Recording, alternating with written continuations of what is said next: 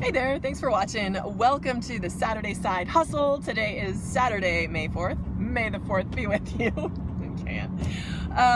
So it is it's almost 5 o'clock in the afternoon. Super busy day today. I met a friend in a beach town, and then I drove inland. I drove west, so it was east. I drove west to meet with another friend, and I hung out with her kids, so I'm like totally sweaty, but super happy. So it's been a good day. So how this relates to the side hustle is kind of a little bit abstract, but bear with me. So my one friend that I just came from meeting with, who has 3 kids, she and her husband own a surf shop up on Cape Cod. And it's super cool. Like, it's been so amazing to watch their journey, because it was his childhood dream. So he grew up on the Cape, and it was always his dream to own a surf and skate shop, and he made that come true. And they've been running, I think, for longer than 10 years. I want to say it's 2019. I think he started right out of college. So I want to say 2005. So it's been 14 years that he's been running this, and they've been running it together, and it's been really exciting to watch their business and their hustle journey, because that's their primary income right now. So they'll work maybe 4 months, work full on 4 months of the year, and then kind of scale back for the other 8 months of the year. Some people up in the Cape travel those months.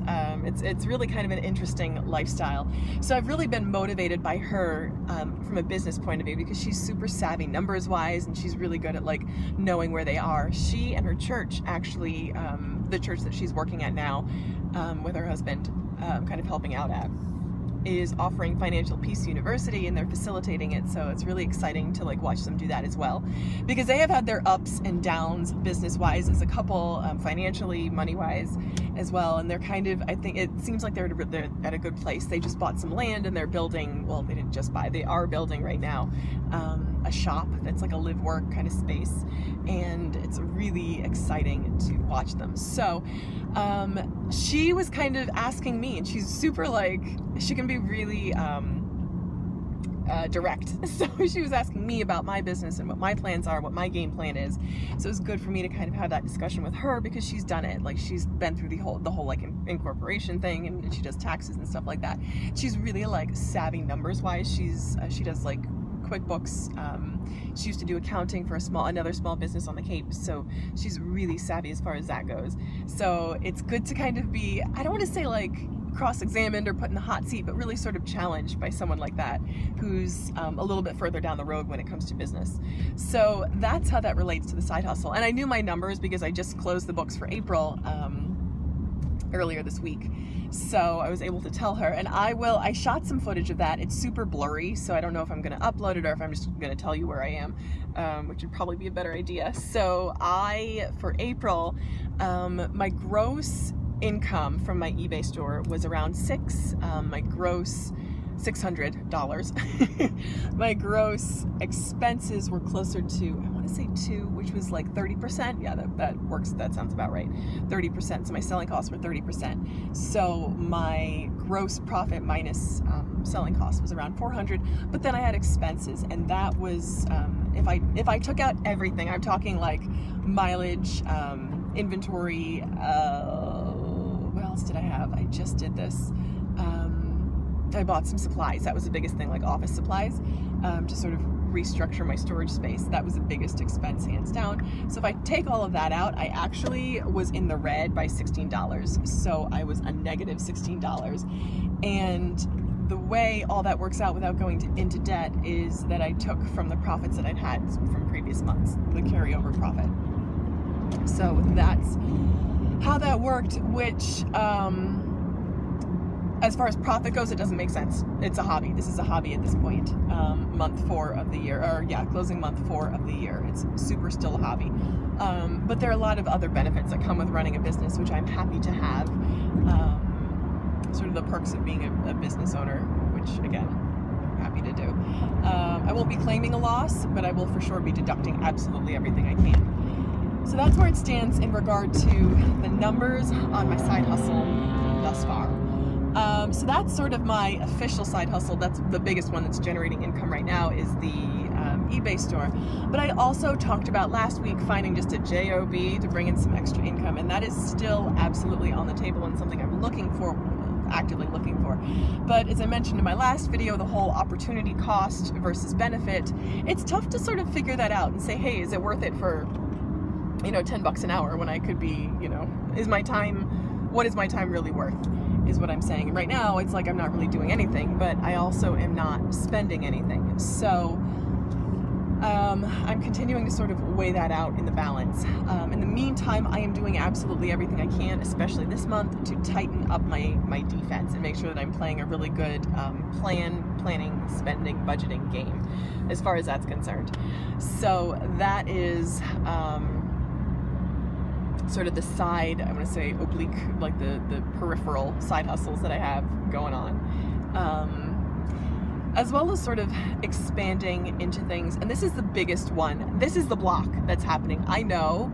And then I think Timothy, one of my subscriber, had mentioned that a blog would be useful and helpful to other people. And I am working on that. Like, that is probably the number one thing that would be of benefit, and I think I'd be good at doing, because I've done it before. When I taught overseas, I had a blog called, because the city I was living in is called Daegu, and I had a blog called Our Girl in Daegu, because I just read Graham Greene's Our Man in Havana.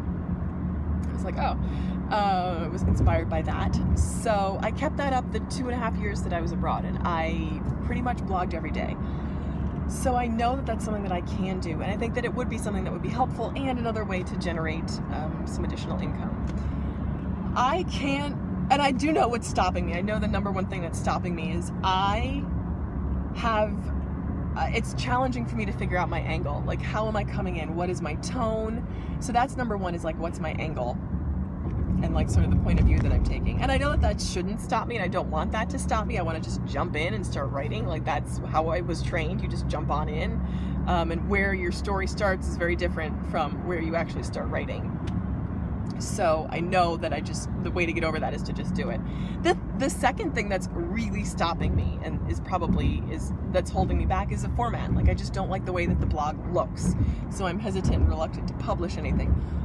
But what the heck? Like, I know I can fix that. I know that can be fixed. I know I can find ways to fix that. Like, if it comes, like if I need to pay someone to fix it, like I know Abby Haney had,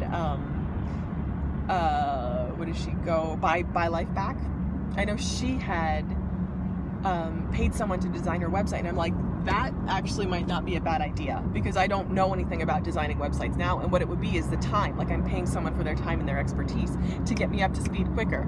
So that might totally be worthwhile. So I may end up doing that as well. But that's for sure one of the biggest potential income generators that I'm not doing. So I feel like really embarrassed about that, because I've had this website, this domain, I paid for this hosting, and I've had it since November. So I'm like, what is my problem? I'm on Bluehost. So I don't know what the heck is stopping me. Those two things are the primary things I can think of, but I don't know. And just being, I don't think it's lazy. I think it's being overwhelmed and not prioritizing it. I know that's it. It's like, don't put it on your list, put it on your calendar, because then it'll actually get done. So that's going to be on my calendar for this coming week, to knock out some blog posts. That's it. I know what I need to do. Now I just got to do it. So that'll pretty much wrap it up for this week's side hustle update. I hope, I plan to be back next week with some better news in regard to the blog and the website, getting that up and running. So thank you so much, as always, for watching. I so appreciate you, and I hope that you will keep watching and stay tuned. So bye.